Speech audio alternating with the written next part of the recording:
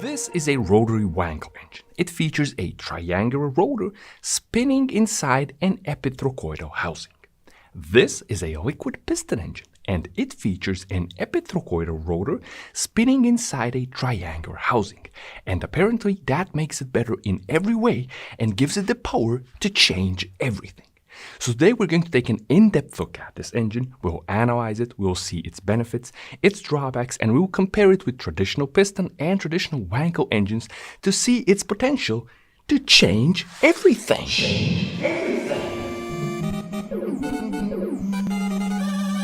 Obviously, to analyze the engine, we must first understand it. And the best way to understand it is to compare it with a conventional Wankel engine. So the rotor rotates, and as it does that, it creates an empty space, aka vacuum. The vacuum pulls in air and fuel through the intake ports on the engine covers. The rotor rotates some more, and it compresses the air and fuel mixture into the two tiny spaces on the side. The spark plug ignites the mixture, combustion pressure builds, pushes the rotor, and torque is generated. As the rotor continues spinning, it pushes the exhaust gases out through the side of the housing. Each rotation of the rotor yields 3 combustion events. And now the liquid piston engine, which doesn't feature any pistons, nor are they liquid. It's called a liquid piston because the original idea of the inventors of this engine was to use an actual liquid as a piston. Now that didn't work out, but the name liquid piston stayed. So now we have a pistonless engine with metal rotors from a company called Liquid Piston. Now the engine itself is not called a liquid piston. The engine is called the X engine. X engine. And according to Liquid Piston, the X engine is not, that's a capital not, a Wankel engine. It has a fundamentally different thermodynamic cycle, architecture, and operation. Let's observe. So the air comes into the engine through the crankshaft. The crankshaft has air holes in it. The air goes through the rotor and then fills a volume inside the housing. As the rotor continues rotating, the intake port on the rotor ends up being past this seal here, so the air and fuel end up being trapped right here. Now the rotor compresses the air-fuel mixture, which eventually ends up all squeezed into this tiny space, where it gets ignited by a spark plug. Combustion occurs, pressure builds, it acts on the rotor, and torque is generated. As the rotor continues to rotate, it exposes the combusted mixture to the exhaust cavity of the rotor. The pressurized mixture rushes into this cavity, which overlaps with an exhaust port in the cover, and so exhaust gases escape from the engine. Now, if we observe both engines in operation, we can conclude that the non-Wankel X engine, which has a fundamentally different thermodynamic cycle architecture and operation, does 3 combustion events per single rotation of the rotor, just like a Wankel. Also, just like a Wankel, it does intake, compression, combustion, and exhaust. So how is it then fundamentally different? Is this statement nonsense? It's actually not. It is an exaggeration, but it's not complete nonsense. And that's because the inverted geometry of the liquid piston X engine enables it to overcome an inherent limitation of the traditional Wankel. Now, Mr. Kenichi Yamamoto, who is the father of Mazda's Wankel engine, and he was at the forefront of Mazda's development and inspirational efforts to make the Wankel engine viable for mass production, he wrote a book in 1981, which is surprisingly called The Rotary Engine. In that book, he discusses at length the benefits, the drawbacks of the rotary engine. He does many calculations, and he also talks about the compression ratio. And it turns out that the Wankel engine has a compression ratio, a practical, sensible compression ratio limit, which is around 12:1. Due to its geometry, the Wankel engine cannot go higher than a compression ratio of 12:1. And this means 2 things. Number 1, it limits the efficiency of the Wankel engine because usually the higher the compression ratio, the greater the engine's efficiency. Number 2, it makes a diesel or a compression ignition version of a traditional Wankel engine impossible, unfeasible. Many big names have tried, nobody has succeeded. Also, it turns out that Mr. Yamamoto's conclusions stand correct more than 40 years later because Mazda's newest and only currently mass-produced Wankel engine, which is used as a range extender in the Mazda MX-30 REV, has a compression ratio of 11.9 to 1. But the different geometry of the liquid piston engine means that it does not have a compression ratio limit, which means that a compression ignition engine, like a diesel engine, is definitely possible. And that is exactly what liquid piston has done with their compression ignition version of their design, which can run on diesel or any other heavy fuel. But the different geometry of the X engine enables another very important benefit, and that is the pistonless implementation of the Atkinson cycle. Liquid piston calls this the high-efficiency hybrid cycle, but in reality it is a pistonless Atkinson cycle. Now, the whole premise of the Atkinson cycle is to have a combustion or expansion stroke that is longer than the compression stroke. Now, the compression stroke wastes, it consumes, it saps energy, whereas the combustion stroke generates energy. So if we make the combustion stroke larger than the compression stroke, then we give the energy the opportunity to extract as much energy from the combustion stroke as possible, which means reduced energy losses and improved efficiency. Now, traditional piston engines, they can also run the Atkinson cycle by manipulating intake valve timing. However, when they achieve Atkinson, they do so by reducing the compression stroke, so the expansion stroke ends up being greater than the compression stroke. But this is not ideal because reducing the compression stroke also reduces performance. What we want to do is increase the expansion or the combustion stroke without reducing the compression stroke. Traditional piston engines cannot do this without a system of complex intermediary rods, and this was James Atkinson's original idea. However, this greatly increases friction, size, weight, cost, complexity, and it also greatly reduces the RPM limit of the engine, which is why this design never saw widespread use. Now, if we observe the unique geometry of the X engine operation and we overlay its expansions, there's no stroke expansion volume over its compression volume, we will see that the shape of the rotor, as well as the size and the positioning of the intake and exhaust ports and cavities, results in the combustion volume being noticeably larger than the compression volume. The traditional piston engine and the traditional Wankel engine, they cannot achieve this because the static sizes of their compression and combustion volumes are always the same. The fact that the X engine achieves this without any auxiliary systems or a great number of additional parts is most certainly noteworthy and impressive. And because we have a greater expansion volume, it also means that we have less wasted energy and therefore less energy, in other words, less pressure and less heat in the exhaust gas coming out of the engine. This helps the engine have reduced noise, and it also helps it run cooler. The fact that the engine also doesn't have cams or valves further reduces noise, and the fact that we don't have a reciprocating piston reduces vibration. Another benefit of the relatively simple design, the relatively low number of moving parts, together with the 3 combustion events per rotor revolution creates is high power density. The current spark ignition version prototype of the X engine, it's called X Mini. It's 70 cc, 3.6 horsepower, 4.5 pounds.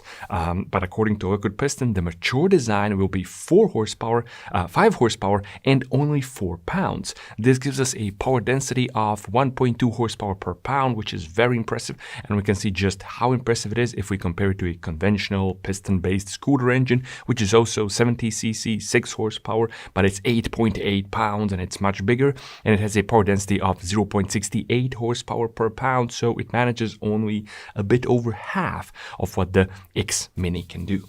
So we can conclude that this is a very lightweight, extremely compact, high power density engine which offers reduced noise and vibrations compared to most conventional piston-based engines. These are the key benefits the engine brings to the table, and based on this, Liquid Piston believes that the engine can be potentially very attractive for things like generators and auxiliary power units, UAVs, range extenders, handheld power equipment, mopeds and other small vehicles, lawn and garden equipment, robotics, and the company also plans to enter the urban mobility and automotive markets. Now, this is without a doubt a very interesting design, and I believe it deserves the attention that it's getting due to its innovative and creative nature. However, I also personally believe that outside of niche-specific UAV and generator applications, this engine has a very low chance of market entry and mass production and application.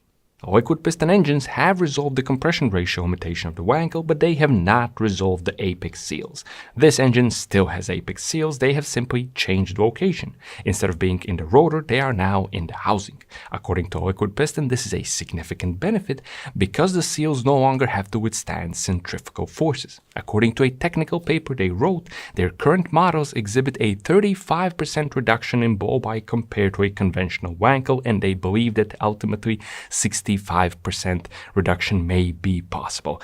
This is simply not enough for a mass application in many different markets because decent piston engines, they have a quarter or a fifth of the blow-by of a Wankel. Just like the Wankel, the X engine has a complex multi-seal arrangement which does not lend itself well to mass production or longevity. If you observe Mazda's video on their assembly of their latest range extender Wankel, you will see that the engine is mostly assembled by hand in a process that requires skill and finesse. So even a company that has been working with rotary engines for decades did not manage to simplify and automate the process. And if you observe the assembly process of a modern piston engine, you will see that it's very different to the rotary. But one of the greatest issues that the liquid piston design has is lubrication. Now, any engine with apex seals struggles to lubricate the apex seals because the apex seals cannot benefit from a constantly reapplied oil film on the cylinder like piston rings can do. So what conventional rotary engines did to lubricate the apex seals is to inject small quantities of oil into the intake, into the air-fuel mixture, and this would then lubricate the apex seals, which are in the combustion space of the engine. This meant that the engine burns oil by design. And this is one of the main reasons why rotary engines have poor emissions and why they're not on the market anymore, and why they don't last as much and why they last a lot more if you mix two-stroke oil into the fuel for rotary engines. Now, liquid piston has the benefit of stationary apex seals, so they can lubricate them directly through access points in the housing of the engine. And liquid piston claims this would allow them to lubricate the apex seals much better and have oil consumption of the engine comparable to a four-stroke piston engine. I personally believe this is a bit overly optimistic, and in any case, having to burn oil to lubricate an integral part of the engine negatively impacts either engine longevity or emissions, or possibly both. But that's the minor issue in terms of lubrication of the liquid piston engine. The major issue is the crankshaft. Remember, the crankshaft has air holes in it to get air into the engine. And because air comes through the crankshaft, it means that we cannot subject the crankshaft to an oil bath or even pressurized oil. And so the liquid piston engine, as we can see from their How It's Made video, uses sealed bearings instead of journal bearings or ball bearings, which are submerged in oil, which are constantly exposed to oil. Sealed bearings are simply an inferior solution in terms of longevity compared to what conventional piston and rotary engines use, and this, together with the apex seals, is likely the reason why both the spark ignition and the compression ignition version of the X engine are expected to last only 1,000 hours between rebuilds. Modern gasoline engines in cars and bikes, good bikes, they usually manage 3,500 to 4,000 hours. Small frame diesel generators also 4,000 or 5,000 hours. Large diesels, industrial diesels, 5,000, 6,000, 7,000, 8,000, 10,000 hours. And many users push many of these engines well beyond that in certain applications, and the engines can last a lot longer. And we can see that the X engine simply is inferior in this regard. And even the conventional rotary engine benefits from an oil sump and proper lubrication of its internals, because everything before the face seals of the rotary is lubricated by pressurized oil, and this includes the gears of the rotor as well as the eccentric shaft. The final problem that the X engine shares with the Wankel is large spaces in the combustion area. These negatively impact efficiency because the larger the space in the combustion area, the more effective it is at absorbing energy from the combustion in the form of heat. In other words, these large spaces, they rob the rotor of the energy of the combustion. The other thing that's bad for efficiency is that just like the Wankel, the X engine has large face seals on both sides of the rotor. These two things then ultimately lead to relatively unimpressive thermal efficiency figures for the X engines. We have 25% for the spark ignition version and 45% for the compression ignition version. Now, 25% for a small 70cc engine is not that bad, but this is also what very inexpensive mass production ready piston engines achieve easily. To replace them, the X Mini needs to do better. Now, 45% for a diesel is pretty decent, and although we do have diesels that can do 50% and above, small frame generators, they're usually somewhere between 35 to 40%, so this engine definitely offers, the diesel version of the X engine definitely offers an improvement here. Unfortunately, the X engine achieves its peak output of 36 kilowatts at 7,000 RPM, whereas conventional diesel generators do the same at around 2,500 RPM, which means that the X engine has no hope of lasting nearly as long as a conventional diesel generator, and this is of course further augmented by the apex seals as well as the pore lubrication we discussed earlier. The other issue which may prevent a vehicle-based diesel application is lack of torque, which is yet another feature that the X engine shares with a conventional Wankel, because both designs are devoid of the conventional crank and rod leverage. They have inherently pretty low torque. If we use the horsepower and RPM figures to calculate torque for both of the X engines, we get 2.5 Newton meters of torque for the X Mini, and we get 50 Newton meters of torque for the compression ignition. If we compare this with equivalent piston-based engines, we get that even the absolutely archaic Honda Super Cub 70cc from the late 60s does noticeably better in terms of torque, whereas a conventional diesel generator can do more than 3 times as much torque. However, it must be noted that the conventional diesel engine also weighs more than 10 times as much and is 2.5 times larger. Another potential problem that the X engine shares with the Wankel is that this engine is pretty much unsuitable for variable valve timing. Because we do not have a cam and valves, the only variable valve arrangement that can be used is one similar to the power valve that we can see on two-stroke engines. And although some rotary Mazda engines in the past, they had something like this and it does help, it's simply not as effective and not as flexible as a modern variable valve lift and timing system that can be seen on most modern piston-based engines.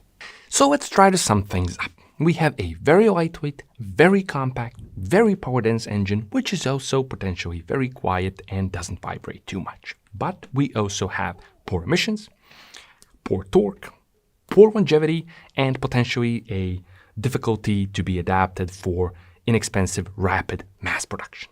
So the poor torque, poor emissions, and poor longevity make it unsuitable for road-legal vehicular applications. The same reasons also make it problematic for a range extender.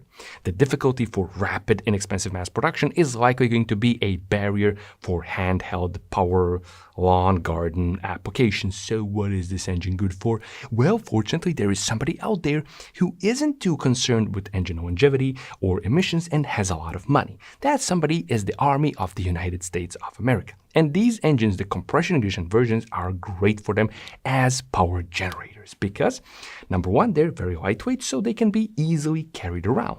They're very small, so they can pack a lot of them into an airplane. Who cares if they don't last too long, because they last long enough and they can always ship more of them in the airplane. The emissions, really nobody's concerned with that in the Army because the Army is concerned with annihilating enemies, so air quality really isn't on the list of priorities. So, and this probably explains why the Army has given a multi-million-dollar grant to Liquid Piston to further develop these engines. The spark ignition version is probably going to be great for UAVs as well because power dense, lightweight, quiet, what more could you ask for? It's also small.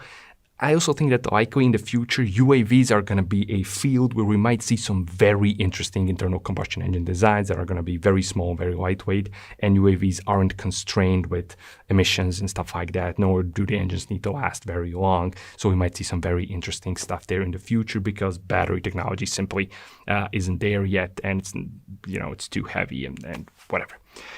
So overall, this is definitely a very interesting engine design. I really like the reverse Wankel idea. It is no doubt creative and it's innovative, and I am sympathetic of the fact that emerging new engine designs, they need to claim very widespread potential application to attract investors, but outside of these few niche specific applications where this engine will likely excel and offer genuine benefits, I don't see a lot of potential for a more widespread application. So there you have it, the non-Wankel, reverse Wankel liquid piston X engine, which does not have pistons nor are they liquid.